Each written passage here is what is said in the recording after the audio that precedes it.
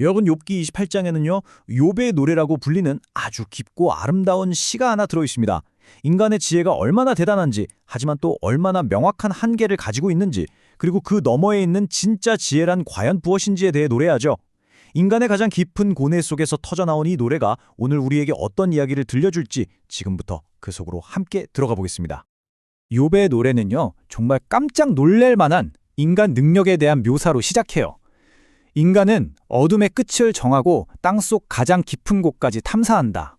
와, 정말 대단하지 않나요? 인간의 힘으로 어둠의 경계를 정하고 땅의 가장 깊은 곳까지 파헤친다는 거잖아요.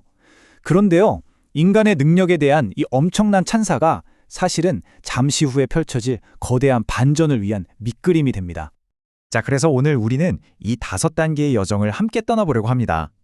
먼저 인간 지혜가 얼마나 위대한지 살펴보고, 하지만 곧바로 그 한계에 부딪히게 될 거예요.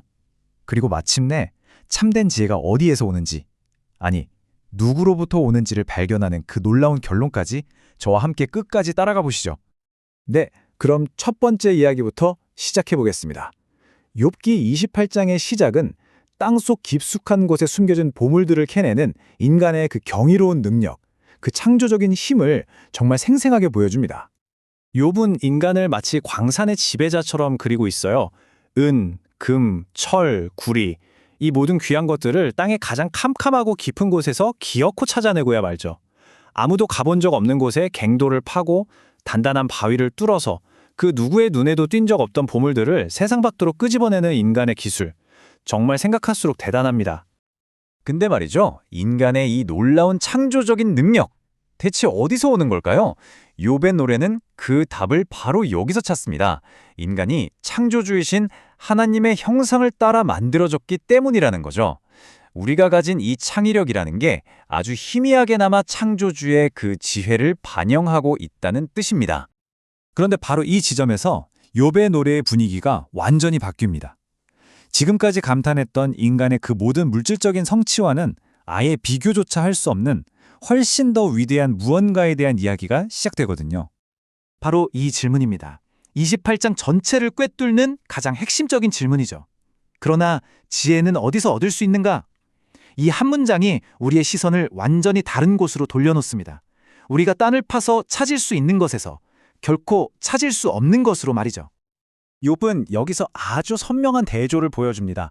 인간이 그 대단한 기술로 캐내는 오비레금, 아주 비싼 수정, 진주, 이 모든 세상의 귀한 보물들이 참된 지혜 앞에서는 아무것도 아니라고 선언하는 겁니다. 지혜는 돈으로 살 수 있는 그런 종류의 것이 아니라는 거죠. 여기서 말하는 지혜, 히브리어로는 호크마라고 하는데요. 이게 단순히 머리가 좋고 지식이 많다는 뜻이 아닙니다. 광물을 캐내는 것 같은 기술적인 지식부터 시작해서 우리 삶을 어떻게 살아가야 하는지에 대한 깊은 통찰력까지 삶의 모든 영역을 아우르는 훨씬 더 크고 실제적인 개념인 거죠. 그래서 핵심은 바로 이겁니다. 지혜를 얻는 것은 진주보다 낫다. 이 말은 지혜가 그냥 진주보다 좀 더 비싸다는 뜻이 아니에요. 아예 값을 매길 수 없는 완전히 다른 차원의 가치를 지녔다는 그런 선언인 셈이죠. 자, 인간이 캐낼 수도 없고 돈으로 살 수도 없다면 도대체 이 지혜라는 건 어디에 있는 걸까요? 이제 욥의 노래는 그 진짜 주소지를 찾아 나섭니다. 욥의 탐색은요, 정말 철저합니다. 살아있는 모든 생명체들의 땅을 다 뒤져봐도 지혜는 보이지 않고요. 심지어 멸망과 죽음의 영역에 가서 물어봐도 우리는 그저 속문만 들어봤을 뿐이다 라고 대답하죠. 이 세상 그 어디에도, 심지어 저 세상 어디에도 지혜의 집은 없다는 겁니다. 그리고 마침내 기나긴 탐색의 끝에서 엄청난 결론에 다다릅니다. 지혜의 근원은 어떤 장소가 아니었던 겁니다. 바로 한 분, 하나님 자신이셨던 거죠. 오직 하나님만이 지혜로 가는 길을 아시고 그 지혜가 어디에 머무는지 아신다는 이 선언. 정말 이 시의 절정이라고 할 수 있습니다. 여기서 정말 흥미로운 게 뭐냐면요. 하나님이 세상을 창조하실 때 이 지혜와 어떤 관계를 맺으셨는지를 보여주는 4가지 행동이에요. 하나님은 지혜를 그냥 도구처럼 사용하신 게 아니라 그것을 보시고 선포하시며 굳게 세우시고 완벽하게 탐구하셨다고 말합니다. 지혜는 처음부터 끝까지 하나님의 것이고 그분의 주권 아래 있다는 걸 아주 분명하게 보여주는 거죠. 자, 그럼 이런 질문이 생기죠. 지혜가 오직 하나님께만 속한 것이라면 우리 인간은 영원히 지혜를 얻을 수 없는 걸까요? 아닙니다. 바로 이 부분에서 하나님께서 우리에게 길을 하나 열어주십니다. 그리고 마침내 욥기 28장이 내놓는 최종 결론이자 정점입니다.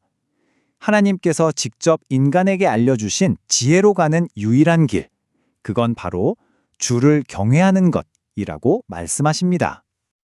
여기서 주를 경외한다는 말, 히브리어로 이레아트 아도나이는요, 단순히 하나님을 무서워한다는 뜻이 아닙니다.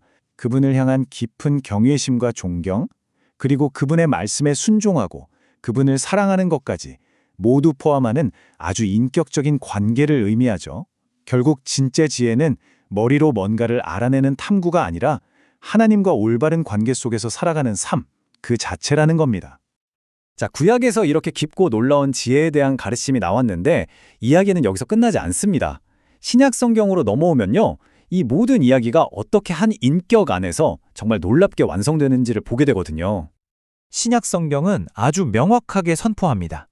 예수 그리스도라는 한 인물이 바로 하나님으로부터 와서 우리의 지혜가 되셨다고요. 그토록 찾기 어려웠던 추상적인 개념이었던 하나님의 지혜가 이제는 한 인격으로 우리 곁에 오셨다는 겁니다. 욥기의 다른 부분들을 보면 욥이 하나님과 자기 사이에 서서 이 문제를 좀 해결해 줄 중재자, 히브리어로 모키아흐가 없다고 탄식하는 장면이 나와요. 바로 그 간절한 외침에 대한 궁극적인 응답이 우리의 중보자가 되시는 예수 그리스도이신 거죠.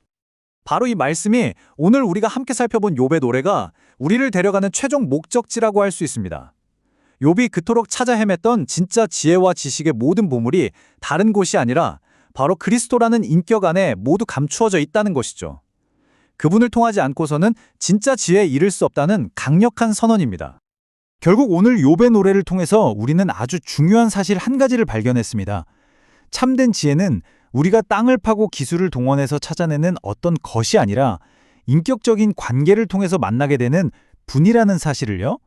그렇다면 이 진실이 오늘날 지혜를 찾아 헤매는 우리의 탐구를 과연 어디로 이끌어야 할까요? 이 질문이 오늘 우리 각자에게 중요한 숙제로 남을 것 같습니다.